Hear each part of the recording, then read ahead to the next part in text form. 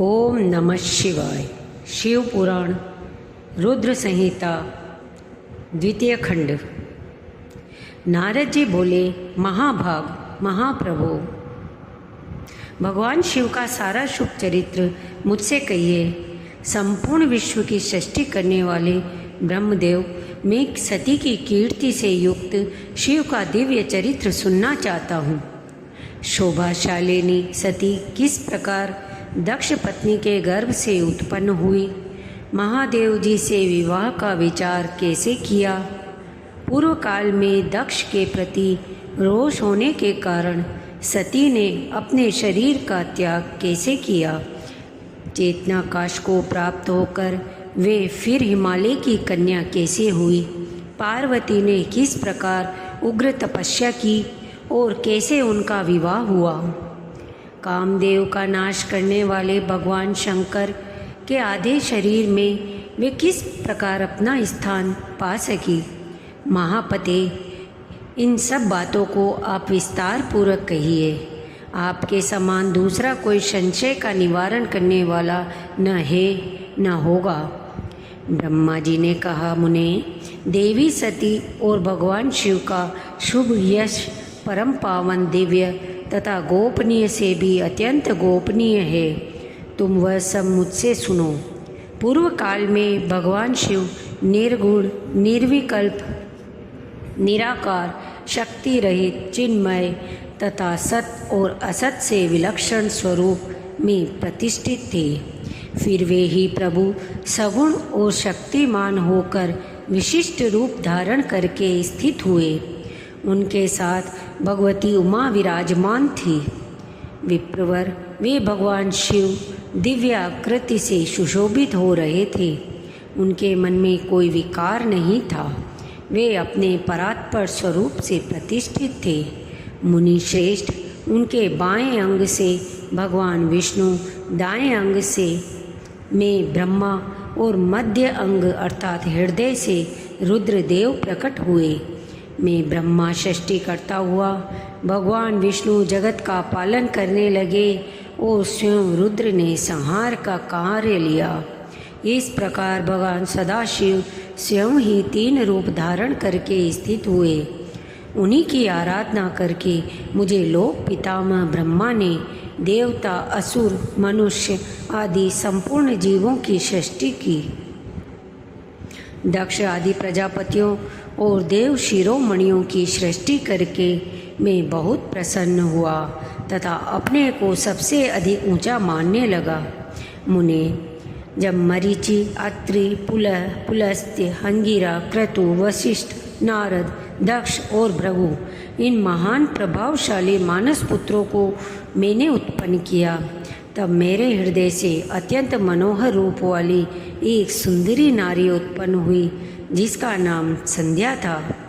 वह दिन में क्षीण हो जाती, परंतु सायंकाल में उनका रूप सौंदर्य खिल उठता था। वह मूर्तिमयी साय संध्या ही थी और निरंतर किसी मंत्र का जप करती रहती थी। सुंदर भौहों वाली वह नारी सौंदर्य की चरम सीमा को पहुंची हुई थी और मुनियों के भी मन को मोह लेती थी। इसी तरह मेरे मन में एक मनोहर पुरुष भी प्रकट हुआ, जो अत्यंत अद्भुत था। उसके शरीर का मध्य भाग पतला था, दांतों की पंक्तियां बड़ी सुंदर थी। उसके अंगों से मतवाले हाथी किसी गंध प्रकट होती थी। नेत्र प्रफुल्ल कमल के समान शोभा पाते थे। अंगों में केसर लगा था, जिसकी सुगंध नासिका को तृप्त कर रही थी। उस पुरुष को देखकर दक्ष और मेरे सभी पुत्र अत्यंत उत्सुक हो उठे।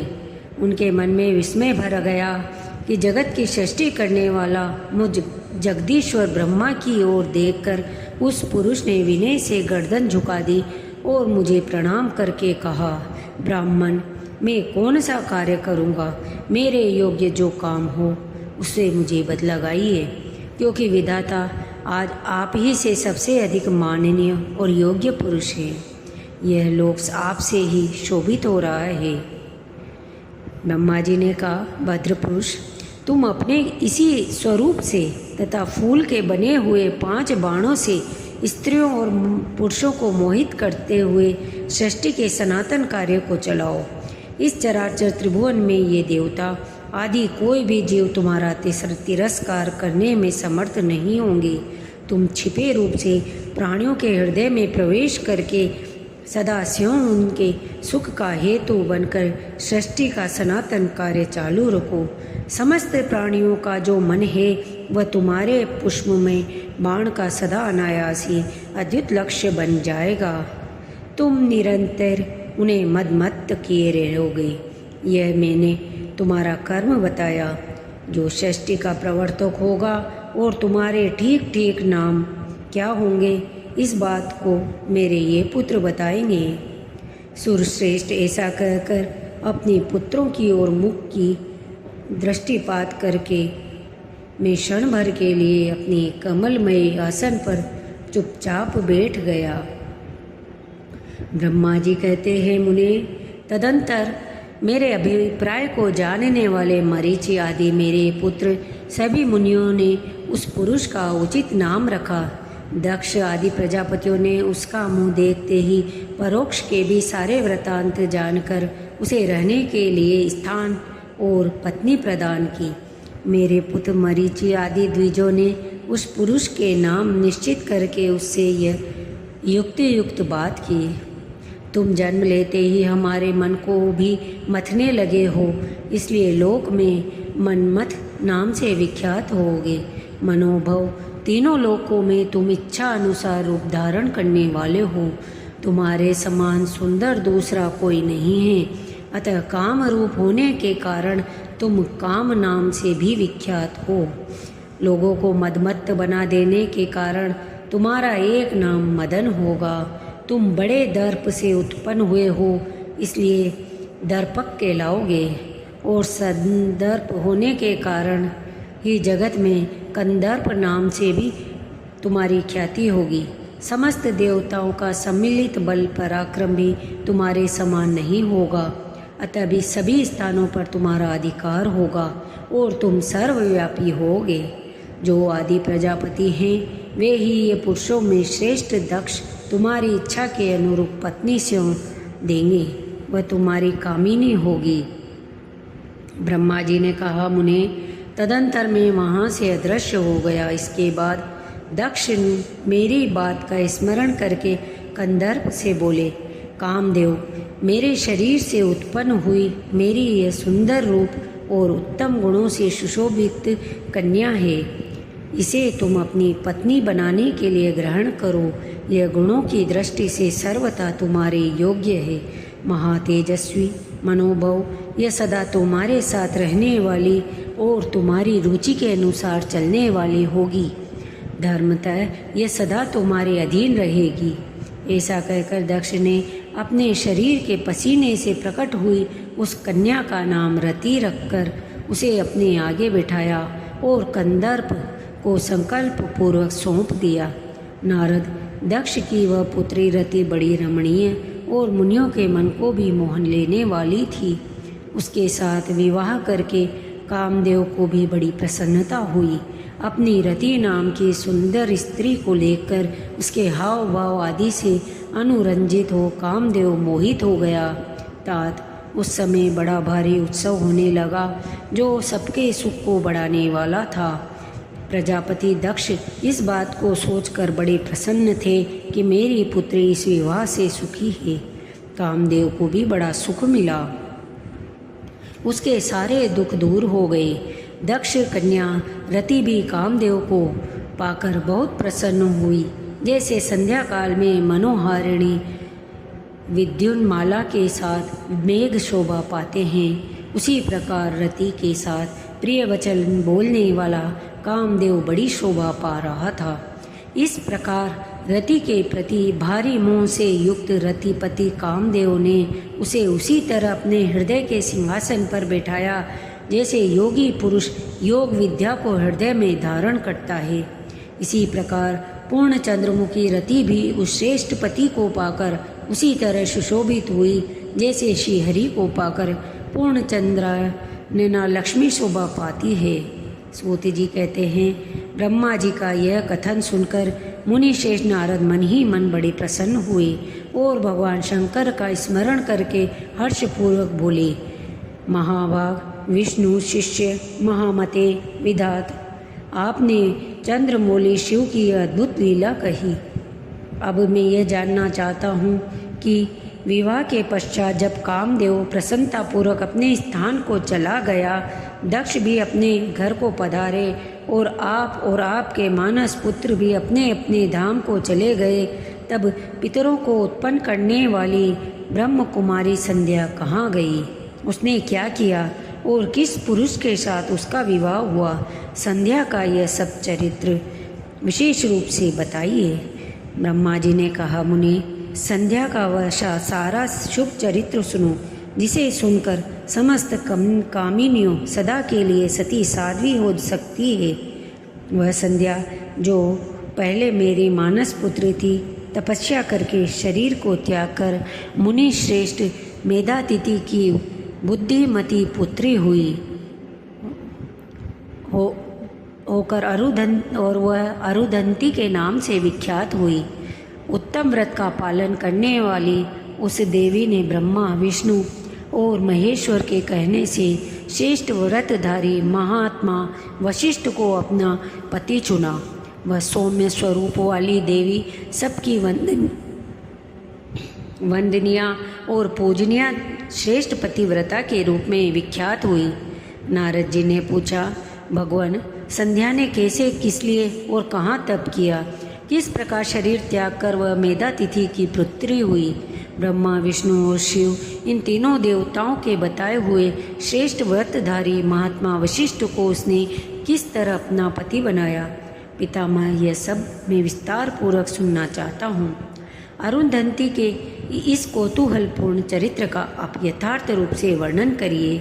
ब्रह्मा जी ने कहा, मुने, संध्या के मन में एक बार सकाम भाव आ गया था, इसलिए उस साध्वी ने यह निश्चय किया कि वैदिक मार्ग के अनुसार मैं अग्नि में अपने शरीर की आहुति दे दूंगी।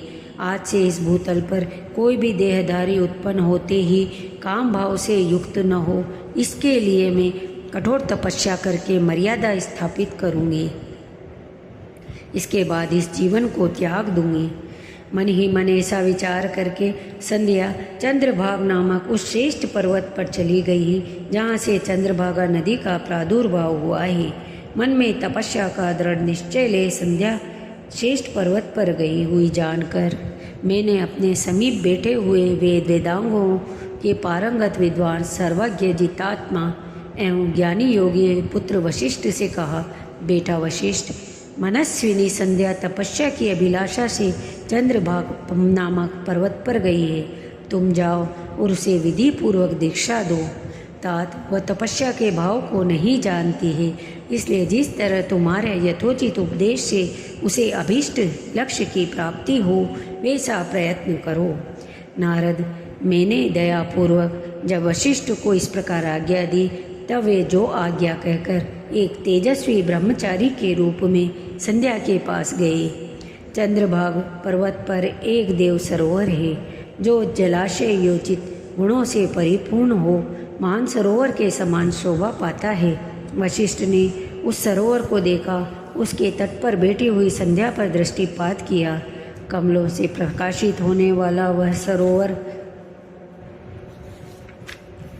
तट पर बैठी हुई संध्या से उपलक्षित हो उसी तरह सुशोभित हो रहा था, जैसे प्रदोष काल में उदित हुए चंद्रमा और नक्षत्रों से युक्त आकाश शोभा पाता है। सुंदर भाव वाली संध्या को वहाँ बैठी देख मुनि ने कौतूहल पूर्वक उस बृहल्लोहित नाम वाले सरोवर को अच्छी तरह देखा। उसी प्रकार भूत पर्वत के शिखर से दक्षिण समुद्र की ओर जाती हुई चंद्रभागा नदी का भी उन्होंने दर्शन किया। जैसे गंगा हिमालय से निकलकर समुद्र की ओर जाती है, उसी प्रकार चंद्रभागा के पश्चिम शिखर का भेदन करके वह नदी समुद्र की ओर जा रही थी। उस चंद्रभागा पर्वत पर ब्रह्मलोहित सरोवर के किनारे बैठी हुई संध्या को देखकर वशिष्ठ जी ने आदरपूर्वक पूछा कि भद्रे, तुम इस निर्जन पर्वत पर किस लिए आई हो? किसकी पुत्री हो और तुमने यहाँ क्या करने का विचार किया है, मैं यह सब सुनना चाहता हूँ। यदि छिपाने योग्य बात न हो तो बताओ। महात्मा वशिष्ठ की यह बात सुनकर संध्या ने उन महात्मा की ओर देखा। वे अपने तेज से प्रज्वलित अग्नि के समान प्रकाशित हो रहे थे। उन्हें देखकर ऐसा जान पड़ता था मानो ब्रह्मचर्य देह धारण करके आ गया हो। वे मस्तक पर जटा धारण किए बड़ी शोभा पा रहे थे। संध्या ने उन तपोधन को आदरपूर्वक प्रणाम करके कहा। संध्या बोली, ब्राह्मण, मैं ब्रह्मा जी की पुत्री हूँ। मेरा नाम संध्या है और मैं तपस्या करने के लिए इस निर्जन पर्वत पर आई हूँ। यदि मुझे उपदेश देना आपको उचित जान पड़े तो आप मुझे तपस्या की विधि बताइए। मैं यही करना चाहती हूँ, दूसरी कोई बात नहीं है। मैं तपस्या के भाव को, उसके करने के नियम को बिना जाने ही तपोवन में आ गई हूँ, इसलिए चिंता से सूखी जा रही हूँ और मेरा हृदय कांपता है। संध्या की बात सुनकर ब्रह्मवेत्ताओं में श्रेष्ठ वशिष्ठ जी ने, जो स्वयं सारे कार्य के ज्ञाता थे, उससे दूसरी बात नहीं पूछी। वह मन ही मन तपस्या का निश्चय कर चुकी थी और उसके लिए अत्यंत उद्यमशील थी। उस समय वशिष्ठ ने अपने मन में भक्तवत्सल भगवान शंकर का स्मरण करके इस प्रकार कहा। शुभाने, जो सबसे महान और उत्कृष्ट तेज है, जो उत्तम और महान तप है तथा जो सबके परमाध्य परमात्मा है, भगवान शंभु को तुम हृदय में धारण करो, जो अकेले ही धर्म, अर्थ, काम और मोक्ष के आदि कारण है। उन त्रिलोकी के आदि श्रेष्ठा अद्वितीय पुरुषोत्तम शिव का भजन करो। आगे बताए जाने वाले मंत्र से देवेश्वर शंभु की आराधना करो, उससे तुम्हें सब कुछ मिल जाएगा, इसमें संशय नहीं है। ओम नमः शंकराय ओम। इस मंत्र का निरंतर जप करते हुए मौन तपस्या आरंभ करो और मैं नियम बताता हूँ, उन्हें सुनो। तुम्हें मौन रहकर ही स्नान करना होगा। मौनालंबन पूर्वक ही महादेव जी की पूजा करनी होगी। प्रथम 2 बार छठे समय में तुम केवल जल का पूर्ण आहार कर सकती हो और तीसरी बार छठा समय आए तब केवल उपवास किया करो। इस तरह तपस्या की समाप्ति तक छठे काल में जलाहार एवं उपवास की क्रिया होती रहेगी। देवी, इस प्रकार की जाने वाली मौन तपस्या ब्रह्मचर्य का फल देने वाली तथा संपूर्ण अभिष्ट मनोरथ को पूर्ण करने वाली होती है। यह सत्य है, इसमें संशय नहीं है। अपने चित्त में ऐसा शुभ उद्देश्य लेकर इच्छा अनुसार शंकर जी का चिंतन करो। वे प्रसन्न होने पर तुम्हें अवश्य अभिष्ट फल प्रदान करेंगे। इस तरह संध्या को तपस्या करने की विधि का उपदेश दे मुनिवर वशिष्ठ यथोचित रूप से उनसे विदा ले वहीं अंतर्धान हो गए। ओम नमः शिवाय। इसके आगे की कथा सुनने के लिए कृपया मेरा चैनल सब्सक्राइब करें।